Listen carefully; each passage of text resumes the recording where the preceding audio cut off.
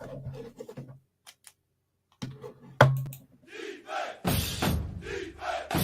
it's Robinson who's in the slot.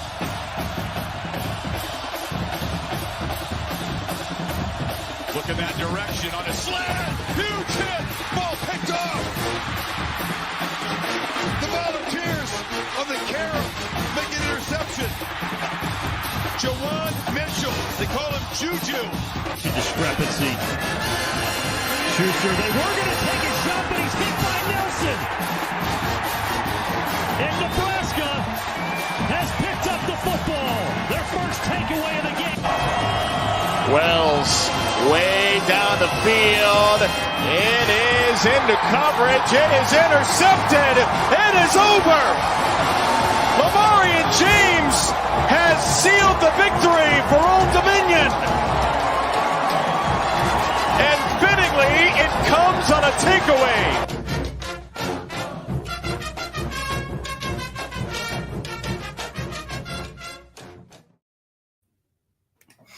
Welcome back to Devy IDP Grind. I am Hollywood, and I'm joined by my co-host. How much, man? I was doing good till about 10 minutes ago. Yeah, you and your scoring thing have had its issues this year. Yeah, somehow I was trying to fix a player's name, and I somehow broke it, and I can't. I undid what I did, and it's still not working. So I don't know. I don't know. We'll get it figured out. Yeah, well, you'll get it figured out. I say we. I won't be doing anything. You'll get it figured out. What a crazy week 6 this was. This insane with some of this coaching decisions and. Ugh. Yeah, it was. Yeah, to say the least. I mean, your first one to Miami. I heard that wasn't the first time that Cristobal something like that's happened to him. Because he refuses to take a knee, and apparently it's happened to him before, where something like this has happened. Yeah, I don't fault him for not wanting to take a knee. I mean, I get why it's there and what it's for. I would be more okay with it, I guess, if it didn't impact the stats, right? Like if you're got the game won and you're just trying to be sportsmanship and close out the game, then the player shouldn't be penalized for negative yards or whatever. But I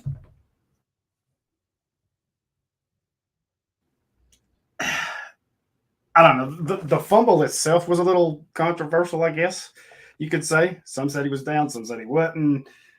Either way, he fumbled, and then Georgia Tech, with basically a Hail Mary, pulls off the win. Just insane. Well, I thought. Well, I mean, I guess it was because they won. They kicked the field goal, right, to win.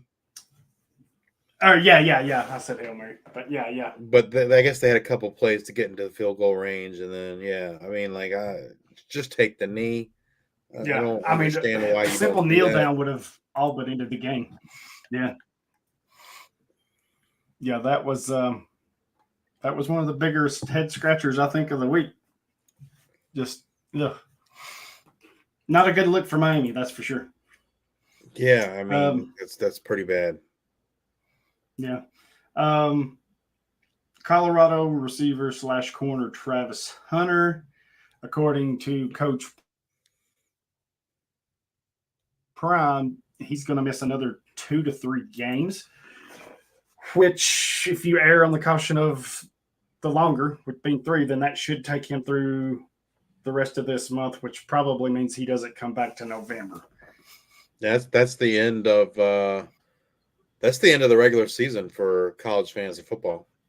Yep. Right, because you only play a 10-week regular season. This coming week, well, I mean, I guess you get him back maybe the last week. Because we're coming up on week 7.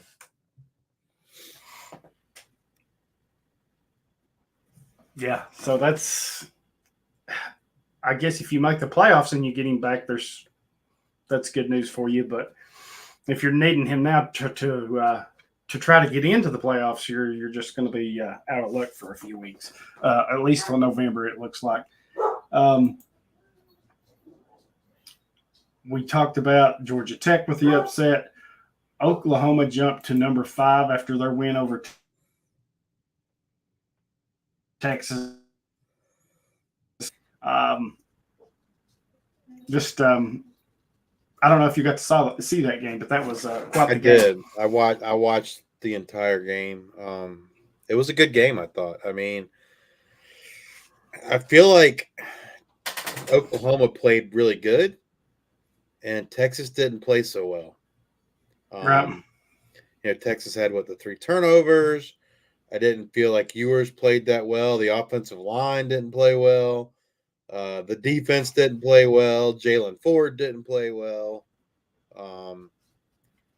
Right. So, I mean, I guess, does the Big 12 still have a championship game? Because if so, they'll probably meet again, I guess. Far as I know, they do. Yeah, they have a conference championship. So probably a good chance the 2 of them will meet again in the championship game. And my guess is, assuming neither one of them loses another game, that whoever wins that will get into the playoffs. Yeah, I think the loss kind of hurt Texas. I don't know where they fell to, but I mean, this win puts Oklahoma right in the driver's seat. All they got to do is take care of business from here on out, and I could probably see them being one of the 4.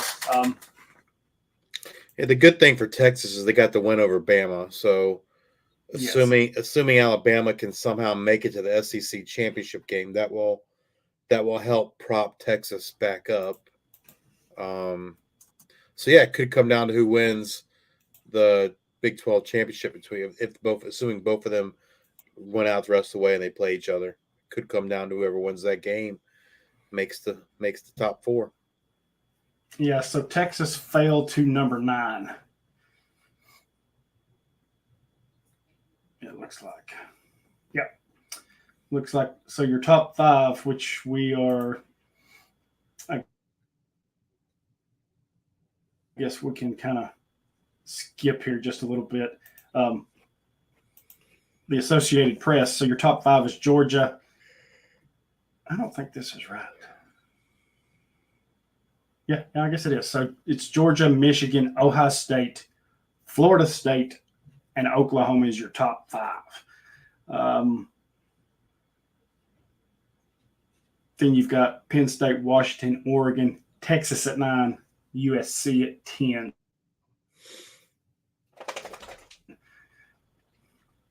Is the current top 10. You've got Louisville with their big win over Notre Dame. They jumped to number 14. So that was a big move for them. And then you got North Carolina at 12 at 5-0. So those are the 2 undefeated outside looking in right now. Dylan Gabriel, quarterback for Oklahoma. Heisman contender for you? I know we're defense. No, I don't think so. I mean, I guess if they go undefeated and make it there, he could be one of the 4 people invited. I don't think he's a serious contender. Right. No, I just seen that throughout a little bit. Some people saying he was a contender, and I was like, I don't know. I mean, he had a good win against, the win over Texas was good, and he had a couple big moments there, but overall, I don't know that he's a contender right now. Yeah, I mean, like I said, it wouldn't shock me he gets invited, but I don't know that he's a real contender. I think, to me, right now, it's Caleb Williams or Michael Penix. And then everybody I would else. vote for Penix if it was me right now. That's who my vote would go to. Yeah, well, they got a big game this week, so. Speaking of Caleb Williams, USC's defense is god-awful. They're terrible. It's the most horrific thing I've ever seen on a football field. You can't continually give up the points that they're allowing in the yards and expect to go undefeated. Somebody's going to get them. And it almost happened this week. What, triple overtime, I think it was? Yeah, against Arizona. Exactly. And Arizona. Yeah. You play. I'm sorry, Arizona. It was Arizona You're State, gonna be wasn't in it? a It world wasn't even of hurt. Arizona. It was Arizona State, right? Let's see. It was, if I can find it here. Well, yeah, it was. No, it was Arizona. Okay, so Arizona gets a second straight quarterback. Yeah, 43-41. Delora didn't play. It was Noah Fafita. So they were missing their starting quarterback. Yeah. Yeah, I mean, that's – but Arizona State didn't – they played Arizona State last week, and Arizona State gave them a pretty decent game. I mean, for Arizona State, who's not a very good team. They still scored. Yeah. I think they still scored 28 or something last week. Yeah, teams are scoring pretty much at will on USC. It's just I don't even know how they can. Let's see. They gave up. I'm trying to look here. I mean, it amazes me that Alex Grinch still has a job. That they See, brought so him they gave back up after 41. last year. They've gave up 41 to Arizona, 41 to Colorado, and 28 to Arizona State. That's their last 3 games. And I think you'll find out a lot about USC these next 2 games because they have Notre Dame this coming weekend and then Utah the weekend after. So those are 2 pretty good defenses that they're going to be facing. So I guess we'll find out, can they score enough to let their defense to make up for their defense? Yeah, the Utah game will be interesting to see if Cam Rising's back. I don't know if that Utah can beat them without Cam Rising. Yeah, which I found was interesting that his knee injury was a lot worse than everyone knew, right? Well, it happened so late in the year. He kind of let the cat out of the bag that it was the recovery was hard and it was due to have. Yeah, that's just too quick of a turnaround to try to for an injury like that, I think. Former Northwestern head coach Pat Fitzgerald is suing the university for $130 million over this hazing or whatever it was issue, the whole thing. So he's turned around and is suing the university for $130 million. So I guess he feels like if he's going to lose his job and livelihood, he's going to get some money out of it or try to. So yeah. Which I guess if it comes out in the end that he's right and, the damage has been done to his brand, so to speak, it's going to be hard to find another job with that looming, but we'll see. I mean, I would think maybe someone will give him a shot at a lower level. You see it all the time. Yeah. Eventually, somebody will. Skipping around here just a little, I should have put these in order. But speaking of coaches, there's rumors circulating that Urban Meyer might be at Michigan State. And that's just rumors, and I don't know. That seems crazy to you know me. how that goes. But usually when there's smoke, there's a little fire to it too. I would think they'd rather have Lance Leopold than Urban Meyer. I will never say never.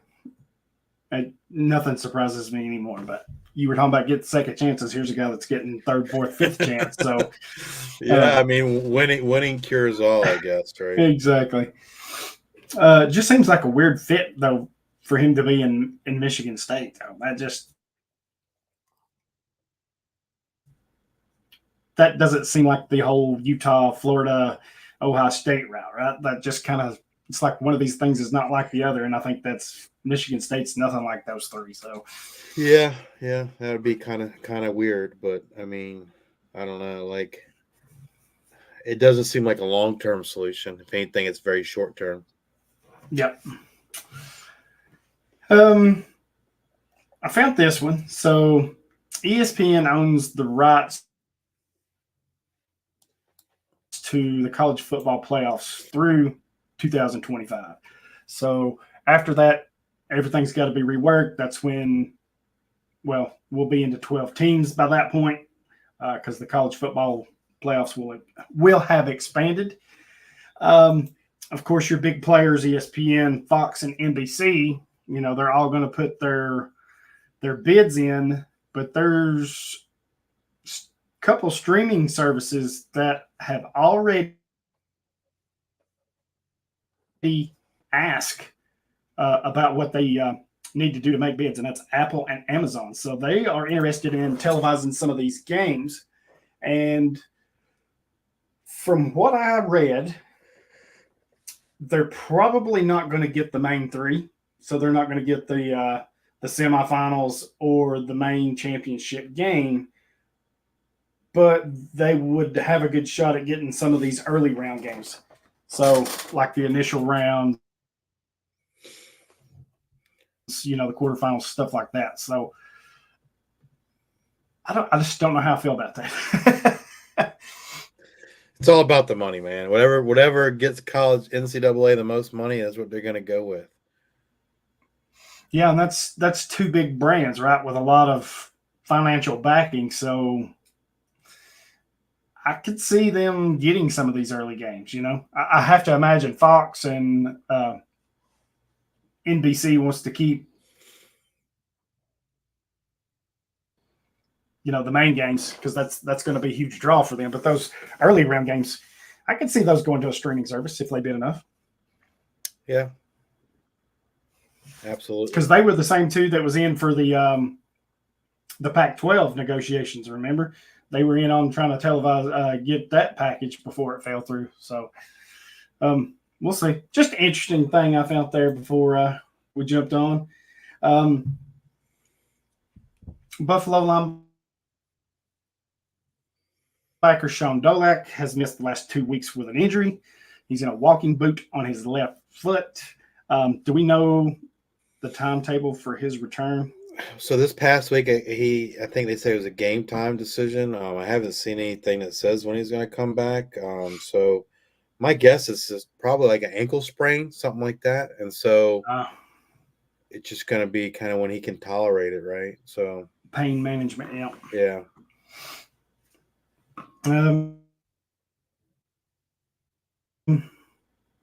After 6 weeks now, there are two teams that remain winless: Sam Houston State and Nevada. Man, I watched a lot of that game. I thought Sam Houston State was going to pull that one off. Yeah. I mean, they were first and goal. Yep.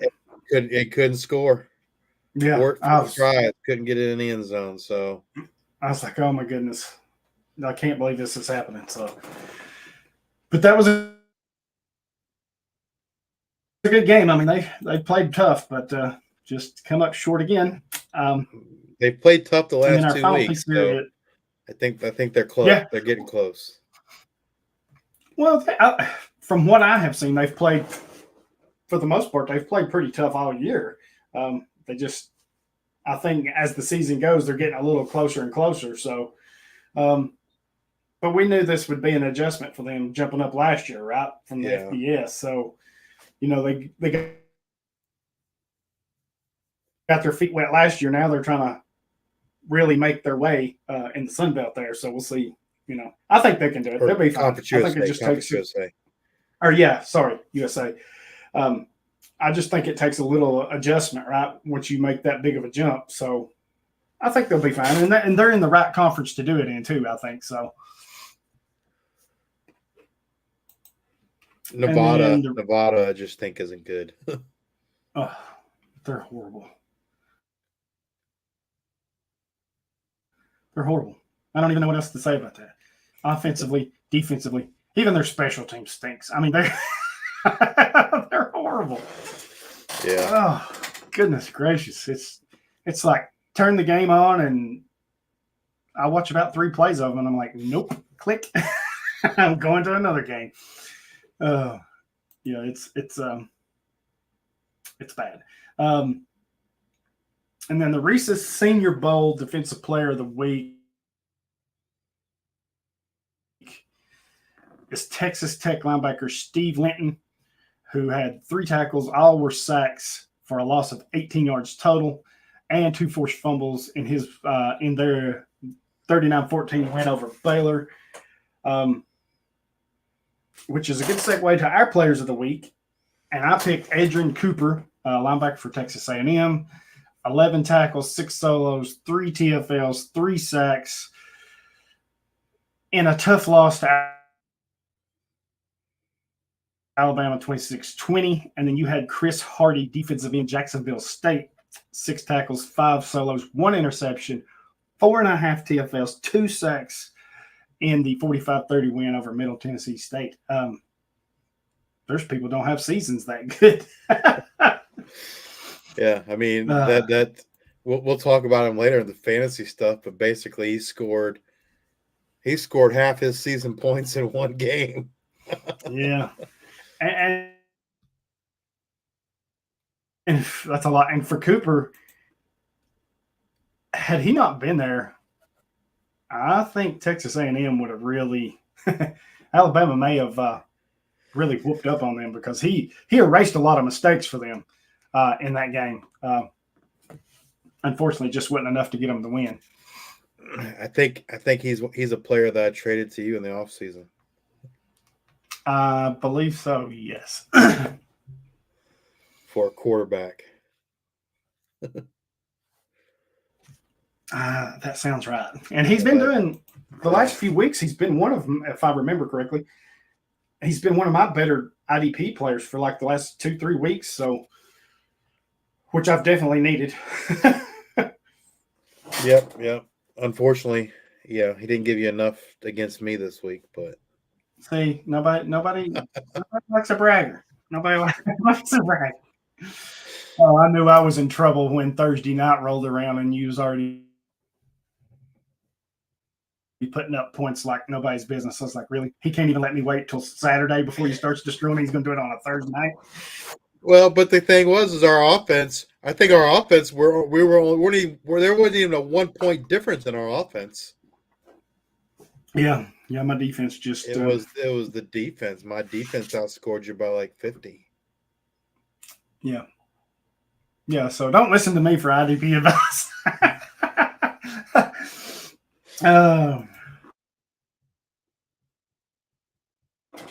Anyway, you got me. Brock got me in one of his leagues on the campus side. It was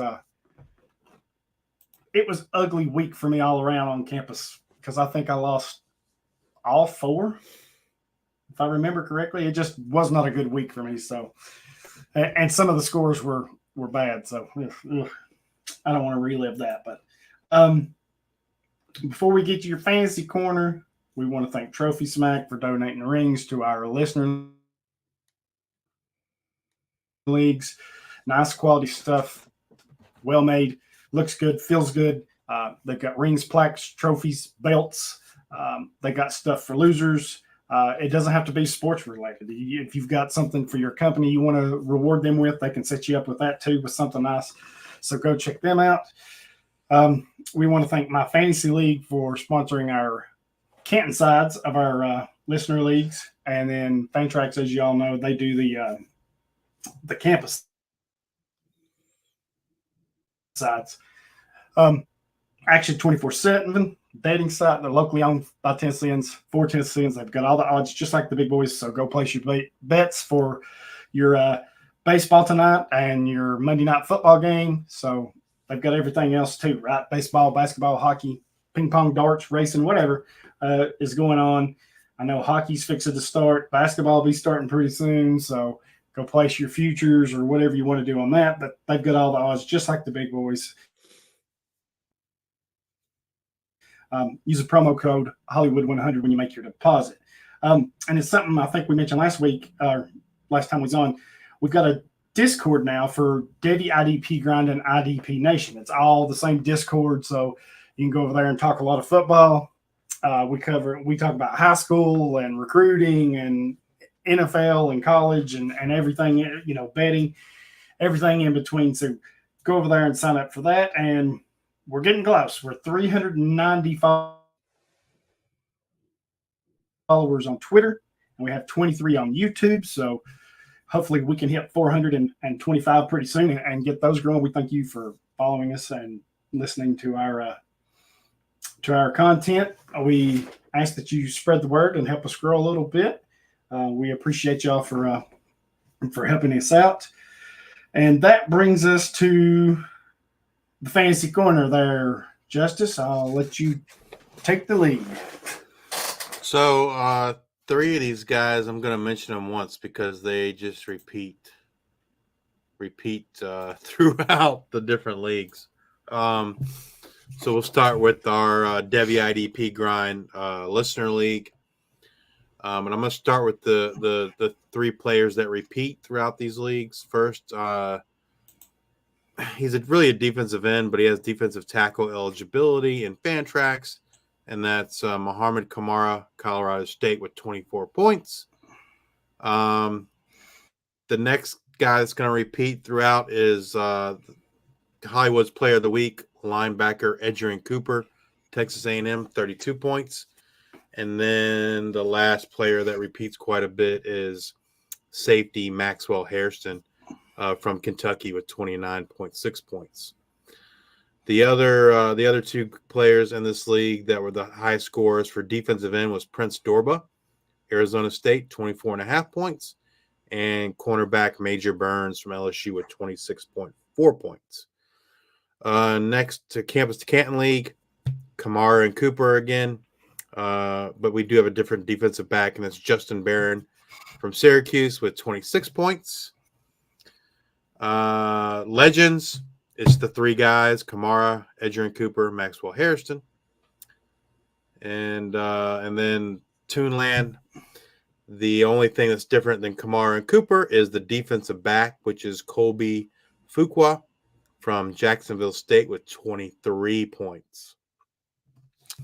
Now we'll talk about some of the top free agents in our listener league this week, just based on their points from week 4. And the top one was my player of the week. That's Chris Hardy, Jacksonville State, 40 points. That's almost half his point totals right there in 1 week for the season. Also, Logan Lee, defensive end of Iowa, 25.5 points. Defensive tackle Mason Graham, Michigan, 17 points. Linebacker Levanta Bentley, Colorado, 26 points. Linebacker Shane Suionoa from Wyoming with 26 points. Defensive back Devin Grant from Buffalo, 60.4 points. I'm pretty sure he had 2 interception returns for a touchdown in that game. Yep. Defensive back Kapina Gushikin from Washington State, 46.6 points. And defensive back Ricardo Hallman, 41 points. Going and looking at our season to date. So the top defensive lineman also is the guy that had the huge week this week. And that's Chris Hardy with a total of 76 points. But 40 of those points came this week. So prior to this week, he only had a total of 36 points. Next up, defensive lineman Jonah Ellis, Utah, 72 points. Defensive lineman Jalen Green from James Madison with 72 points as well. Top linebackers, Tyrese Knight from UTEP, 140 points. Peyton Wilson, NC State, 129 points. Followed up by Jason Henderson from Old Dominion with 124 points. Quick note about Mr. Henderson. He became Old Dominion's all-time leading tackler this past week. Nice. So only took him 2.5 seasons, and there he is. There was a lot of debate on the Old Dominion message board about his tackle numbers and how people feel that some people were complaining that they feel the numbers are inflated. I think that's just in general, especially with assists, right? I feel like stat people are very generous when it comes to assists.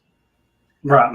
But I will say this. If you look at PFF, which I think PFF is probably the I would say truer or more accurate stats, right? They're going to be their tackle stats are going to be way less compared to everybody else because they chart the games themselves. But I believe they're probably truer or more accurate as well. Last season, Jason Henderson still led the nation in tackles over expected with a plus 66. So even if you kind of throw out what people might say is some homerism with the assists from the ODU stat crew, Jason Henderson's still he's still a monster tackler, no matter whose stats you're using. So Right. Defensive backs. I have him down a little bit later too to talk about him, but that's the number one defensive back is a true freshman. And that's Dylan Thieneman from Purdue with 106 points. Next is, as we just talked about, the guy that had another big week, is defensive back Maxwell Hairston from Kentucky, with 102 points, followed up by defensive back Hunter Wohler, Wisconsin, with 96 points. And that's kind of the fantasy wrap up for week 6. Yeah, just kind of looking at these. Jalen Green was my player of the week for not this past Saturday, but the Saturday before. So I was able to pick him up in a couple leagues that I needed some defensive end help. So as me and you know, bye weeks are hot and heavy now, right? Oh, yeah. So make sure you're paying attention to your rosters. And if you need some waiver help, Justice is giving you some names here that probably for the most part are available on your waivers. Now I know that Shane Suinoa for Wyoming, I've had him in a couple leagues and I've kind of dropped him. I think for the most part he's a safe play, but I'm just not sure what I'm doing with him yet. Yeah. And Colorado seems to be a mixed bag at linebacker there, right? It seems to be either Levonta Bentley or Juwan Mitchell. They kind of trade off who has a big week, so kind of some inconsistency. But that's what I think, at this point in the season, that's what you're going to kind of see as far as what's available on the waiver wires. And then, these guys with big weeks pop up, right? I said, like Hardy, Hardy's now the number one defensive lineman, but half his points were in 1 week. Hairston for Kentucky had a big week this week. I think he had about a third.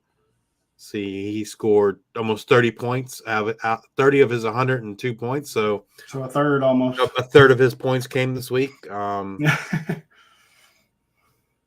kind of things happen, where guys will pop off one week. The big week outputs are nice, right? The big 40 and 30 point outbreaks, but I think you got to kind of pump the brakes a little bit, especially when, like you said, they're scoring that one game is half of their season total or a third of their season total. I think if you're in a pinch, pick them up, but I don't think there are players that I guess I need to see them be more consistent. Yep. You got to have that consistency. And do it again, right? I have another good game before I really just rush out and get somebody. Yeah. That's good stuff. I like the free agent and the point leaders. It's just kind of different. See, like I have Tyrese Knight in the league. I wanted Peyton Wilson, but I don't have him in any of my leagues. Just a high tackle number guy, and I just never was able to get him. But yeah, Knight and of course I don't have Jason. Yeah. Henderson. I have Jason Henderson in every league. He's already gone, so it'd be interesting. It's going to be interesting to see what he does at the end of this year. My own prediction is he leaves Old Dominion. He's a junior, right? He is a junior. I don't think he's going to go to the NFL. So you think he's going to transfer? I think he's gonna say, "Hey, I gave you 3 years. I want to go to the NFL. I want to prove that I can play on a bigger stage."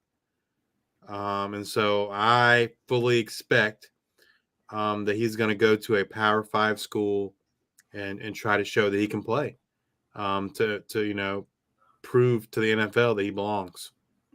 That's my own personal opinion. That I have no. I mean, I don't know. It just seems like that's what is likely to happen, but I don't have any insider knowledge he loves Old Dominion. I know that. He was Well, offered. if that's the case, and Mr. Henderson's listening, we'll take him here in Tennessee. I know. I've heard rumors that he was offered money to leave after this past season. You know, NIL Okay. money, and Yep. he turned it all down.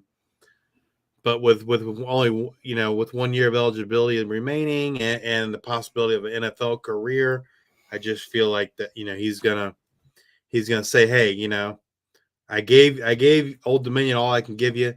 I gotta look out for myself now. And there's nothing wrong with that. But hey, he may shock me and come back. That'd be awesome. But Yeah, I'm just curious. I'm trying to look real quick here. So yeah, I mean he's 6'1", 227 by your team's website page here. 6'1", 227. So he's kind of right in there, right? I mean I think that's fringe. That's fringe NFL. That's not bad right? size for NFL. I mean, you typically want 6'2" or 6'3", but yeah.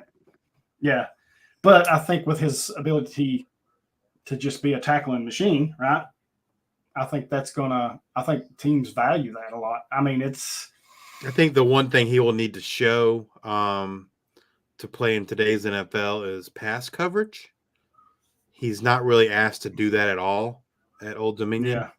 And so, that could hurt him as far as NFL goes. I mean, the one thing that he has shown more of this year is they've used him more, as a rusher. And so he's gotten a few more sacks. But I think from an NFL perspective, he's going to have to be able to show more in pass coverage. Yeah, he's going to have to be on the field all 3 downs. He's just not asked. He's just not asked to do that for and maybe if he transfers, like you said, if he transfers to a Power 5 conference or team, they're probably going to ask him to do some of that.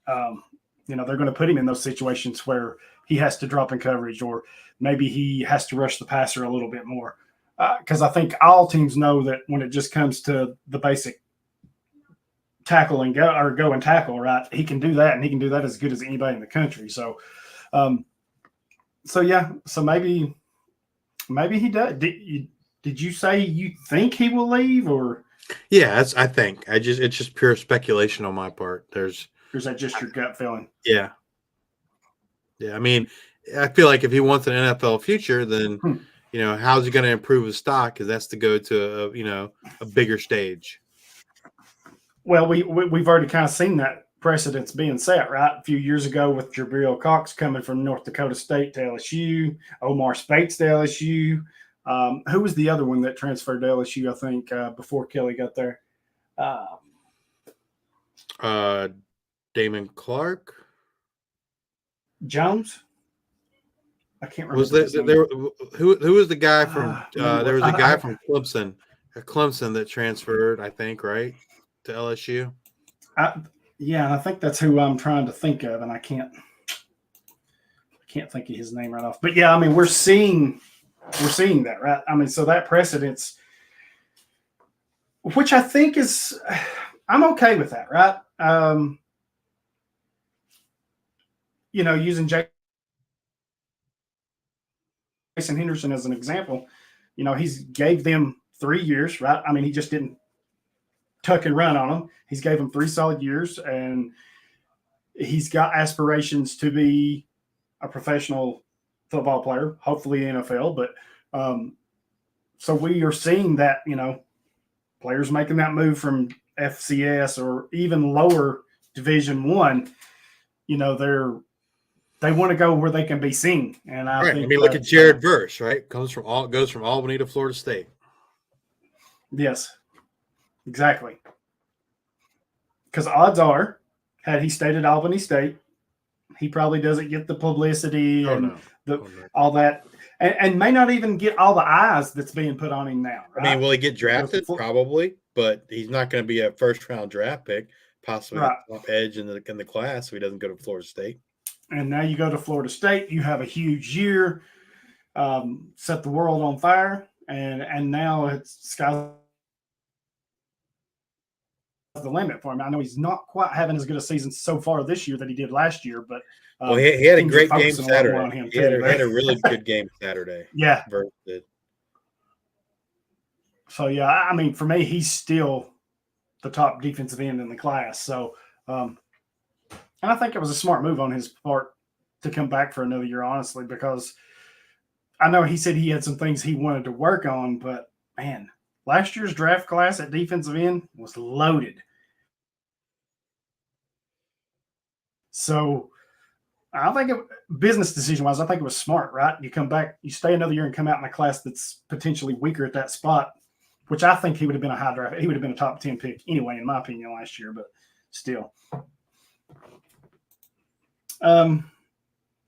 So we're on to our, I guess we can get into our 5-star topic here. Looking back, Georgia just made the Wildcats look silly on Saturday night.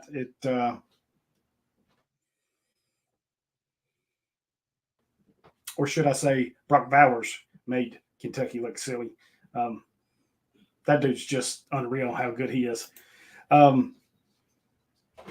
Does anybody knock Georgia off this year?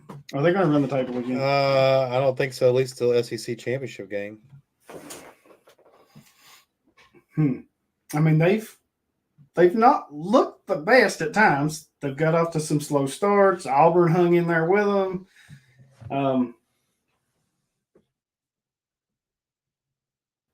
I would say Tennessee's probably the only obstacle that may even slow them down or could slow them down until they get to the SEC game.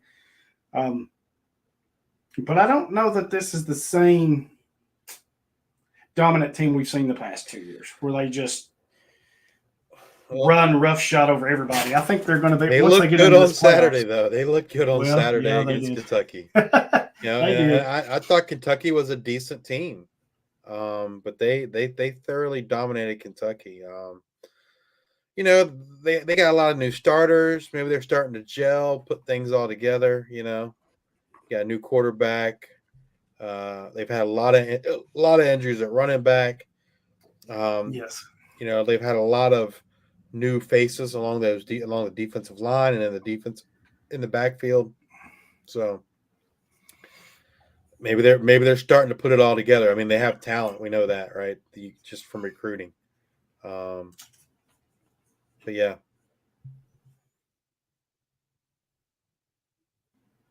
Michigan, the biggest threat to them? I mean, yeah, I guess. Because Ohio State didn't look – I mean, I know they beat Maryland, pulled away, but they looked a little sloppy and ugly in the first half of that game. Yeah, Ohio State's quarterback play is not good. I mean, you throw Oklahoma in there, but I don't know that they're a threat. Yeah. USC, I feel like Texas has the they can't talent. play defense. They're going to have to outscore everybody. Texas got to get better, more consistent, I guess is a better way to say it. USC, their defense isn't good enough. Man, I just don't know that. I don't know how Michigan would do against Georgia. Washington, they're probably one of the Pac-12 teams. Washington or Oregon, yeah. I mean, they both have good offenses. They both play decent defense. So yeah, I mean, for sure, yeah. I mean, I feel like both of those teams, Washington and Oregon, are better than Ohio State. Yeah, I think so too. Better than Oklahoma. So yeah. Yeah. We talked about Texas, Oklahoma. I know Texas lost, but if they can win out the rest of the way, there's still a shot for them, right? I don't think they're completely eliminated yet or feel that they are. I don't know. They just got to take care of business, but they could get back in it. And we've seen crazy upsets already this year, so anything's possible. We talked about. I mean, the one thing that surprised me in the Texas game was how the defense, just Jalen Ford did not look good at all. Like he looked pretty bad. They were off. I mean, he No, he just. did not.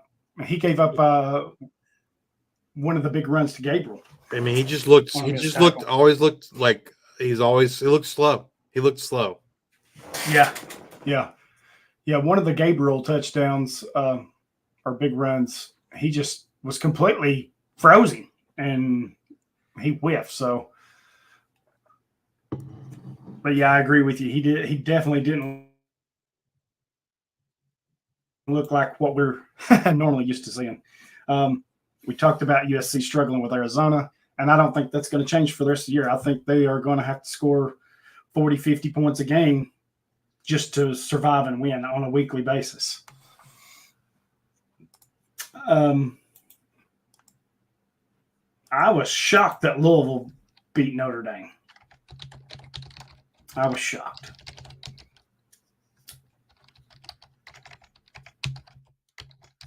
Yeah, I mean, was it a letdown game?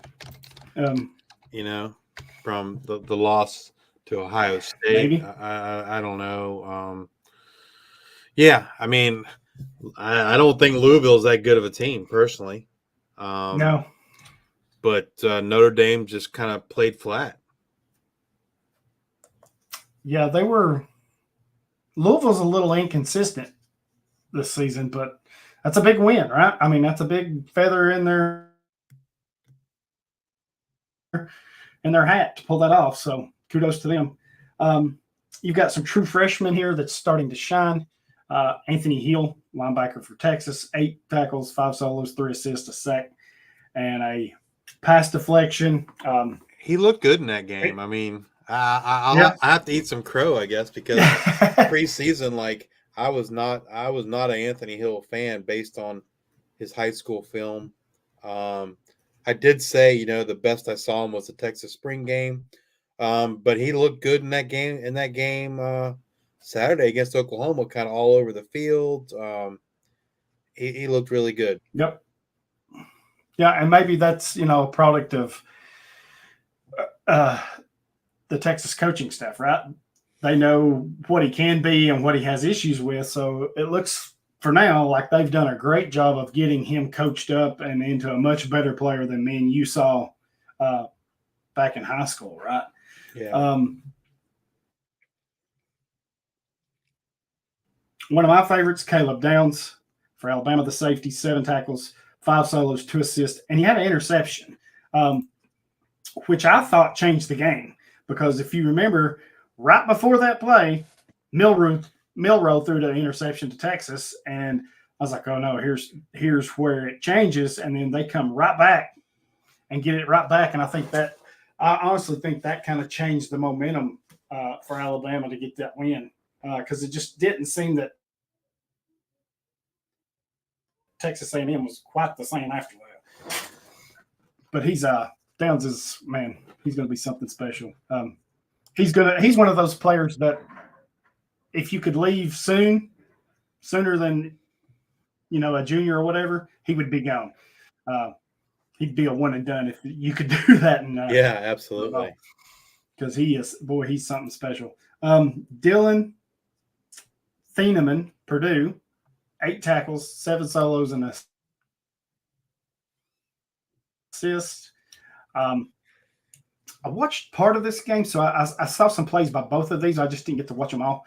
Linebacker Whit Weeks for LSU, 5 tackles, 4 solos, and assist. And then linebacker Sunterine Perkins for Ole Miss, 4 tackles, a solo, 3 assists, and a half sack. I did see them Weeks make some rushing plays off the edge. Didn't quite get the sack, but applying some pressure. So looks like he's going to be in that line of LSU pass rushers that we're used to seeing. Did Speets play this week? Omar Speets, or I didn't see any of the LSU game. I only watched it for a few minutes, and I don't remember seeing him or hearing his name.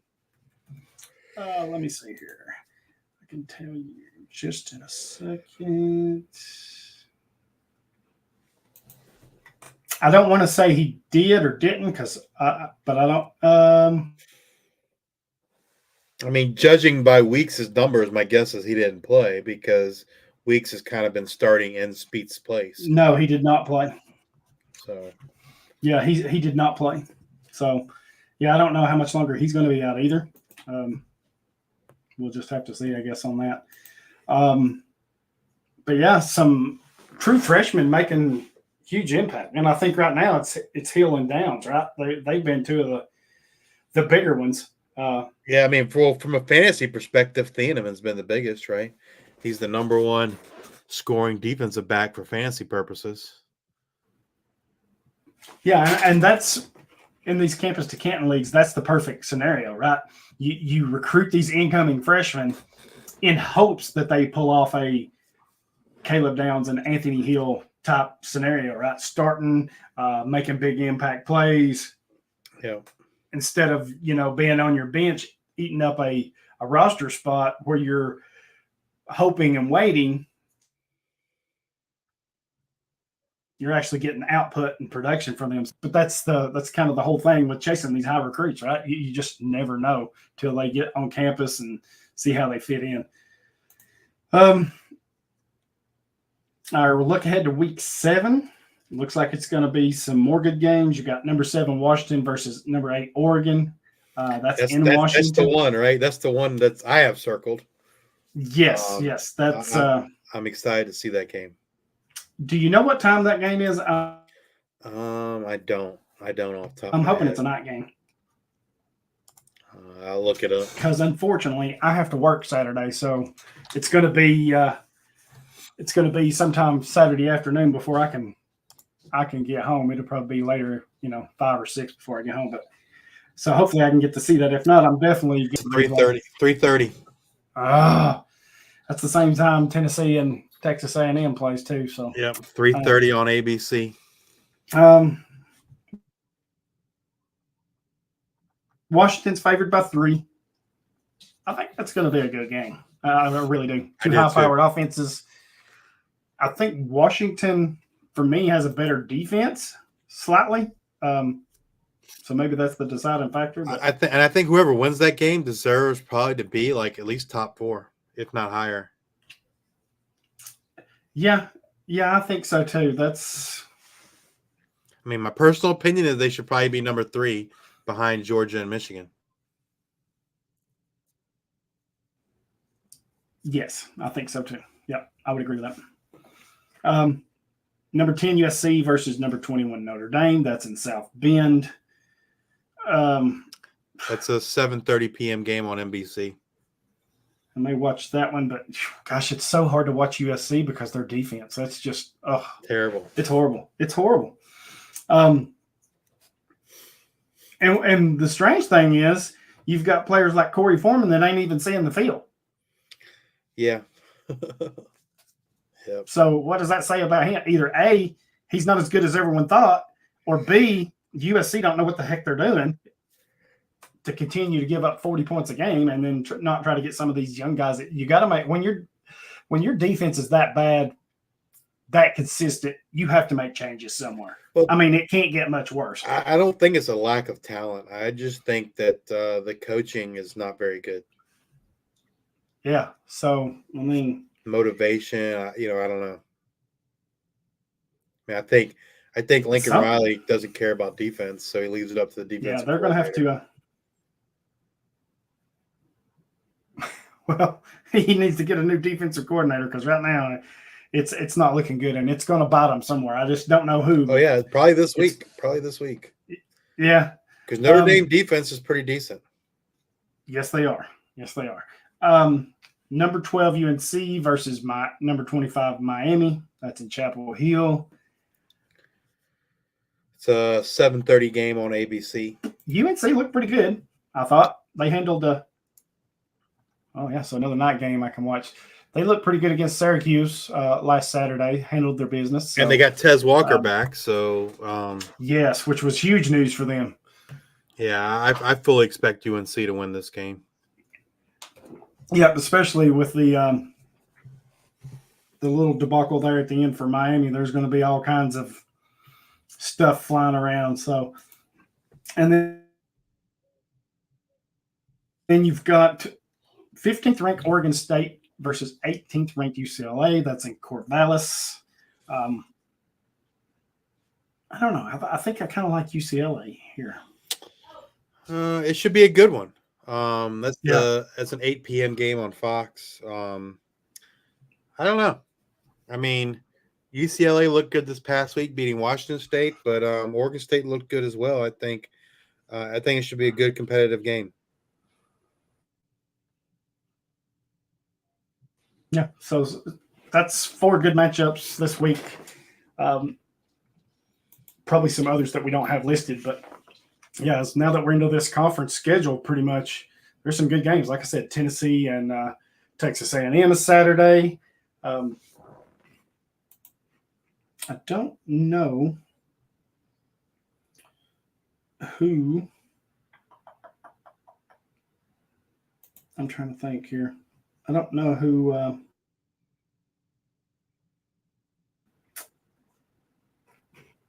Oklahoma's got this week. Oklahoma plays. Colorado's home against Stanford. They must be off this week. Oklahoma must have a bye this week. Yeah. Washington State's at home against Arizona. Alabama, Arkansas. That's usually that's a noon game, so that's usually a pretty decent one. Tennessee plays Texas A&M. LSU and Auburn is usually a close one. Brian Kelly's just not done good. Yeah, Brian Kelly's just not done well in LSU, has he? I mean, for all the hype that was coming in this year, they've kind of crapped the bed. Missouri, Kentucky should be a good one too. Yeah. I wonder if Kentucky, coming off this loss, if they can rebound and get it back together, because Missouri's looked pretty decent so far. Yeah, they look good. At least offensively, anyway, they have. Score a lot of points. Yep. Oh, here you go. Here's the game of the day. Georgia at Vanderbilt. Yeah. Michigan's got Indiana. They should roll them. Iowa, Wisconsin. Kansas, Oklahoma State. Trying to see if there's anybody else.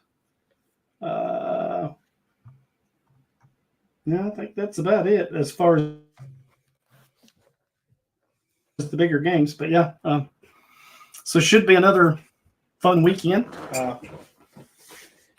We're changing buildings. That we're moving into our new building this month at work. So I've got to work Saturday to do some inventory stuff. So I won't be home till later on Saturday, but that's all right. Have to find a radio or something on your future phone. Well, yeah, I'm going to take my little earbuds and turn on the radio and listen to Tennessee while I'm there. But I'll probably have to find a game early, one of the noon games, and see what I can listen to. But yeah, I don't like working on Saturdays. It cuts into my football. I don't blame you. Especially Saturdays in the fall. Oh yeah, Saturdays in February and March. Who cares? Yeah. January. And it's turned cool here, so the hot temperatures are, I don't want to say gone, but they've dropped dramatically, and it's been raining here all day. So yeah. Rained here Saturday, and the temperature. Anyway, fall's here, so.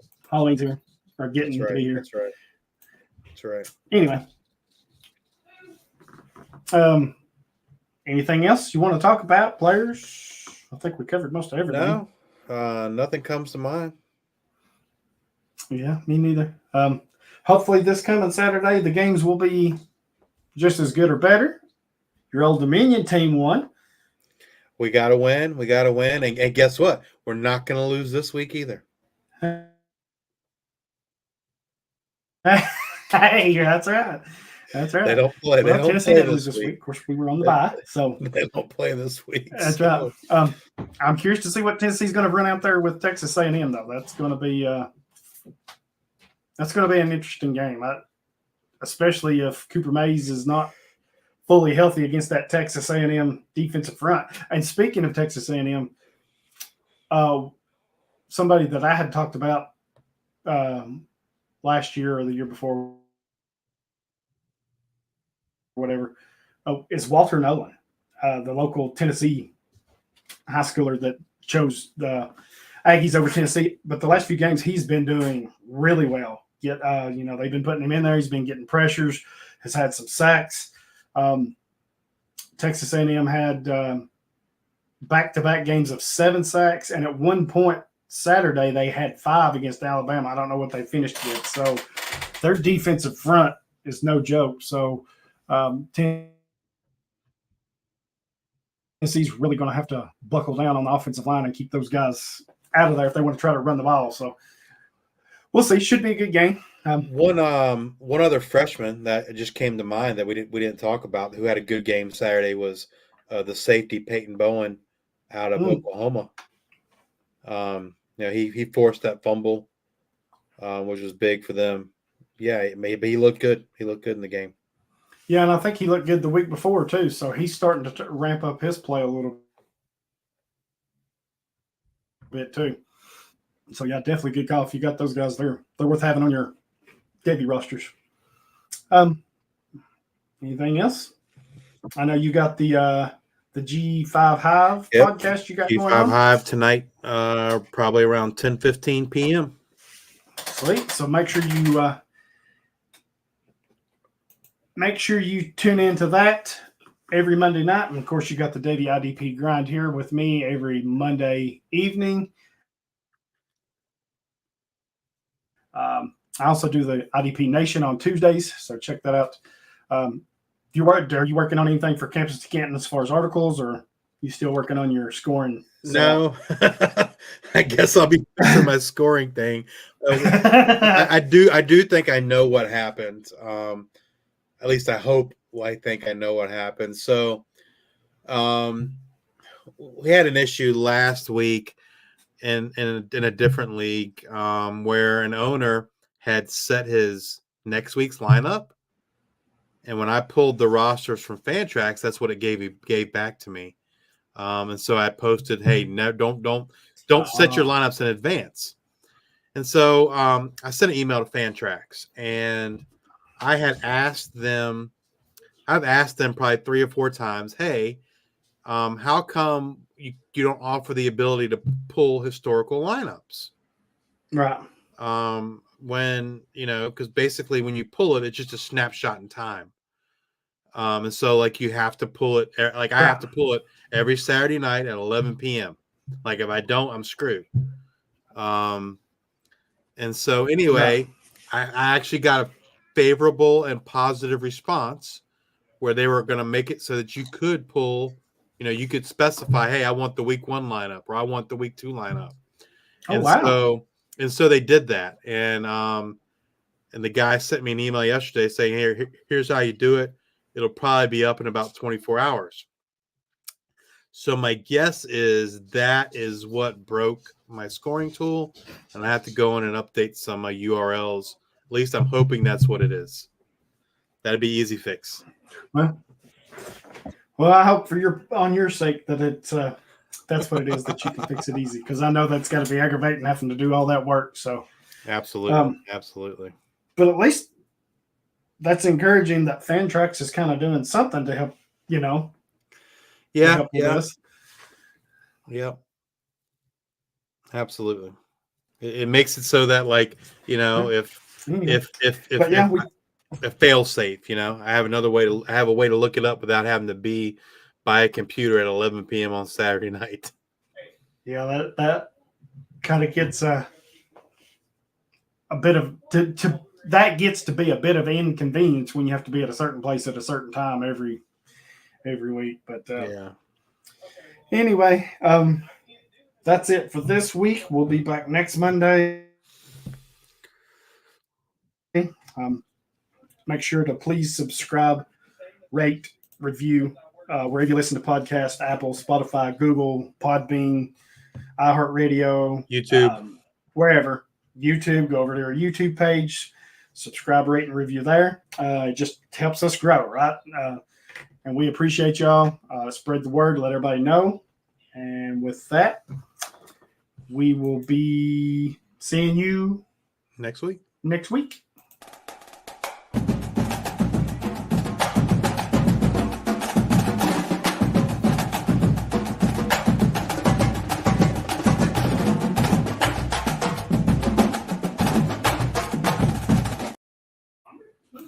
I'm gonna push